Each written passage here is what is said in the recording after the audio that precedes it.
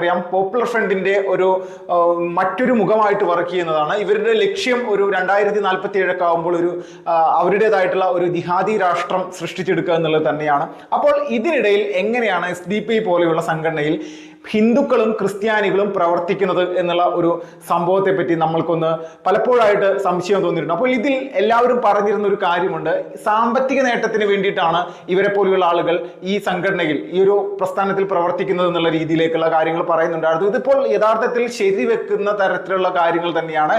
SDP പണം കൊടുത്ത് നിരവധി ആളുകളെ, ഹിന്ദു ക്രിസ്ത്യൻ ആളുകളെ ഇതിന്റെ ഭാഗമാക്കാൻ, മെമ്പർഷിപ്പ് കൊടുക്കാനോ അല്ലെങ്കിൽ SDP ചേർന്ന് പ്രവർത്തിക്കാൻ വേണ്ടി വലിയ രീതിയിൽ തന്നെ ഇതിനുവേണ്ടി കലാപരിപാടികൾ ചെയ്തിട്ടുണ്ട് എന്നുള്ളത് തന്നെയാണ് ഇപ്പോൾ പുറത്തു വരുന്ന വാർത്തകൾ. അതോടൊപ്പം തന്നെ നിലവിൽ ഇതിന്റെ സംസ്ഥാന കാര്യകർത്താക്കളായിട്ട് സംസ്ഥാന വൈസ് പ്രസിഡന്റായിട്ടും സെക്രട്ടറിമാരായിട്ടൊക്കെ ഹിന്ദു ക്രിസ്ത്യൻ വിഭാഗത്തിലെ ആളുകൾ കൂടി ഈ SDP ഭാഗമായിട്ട് ഒരുപാട്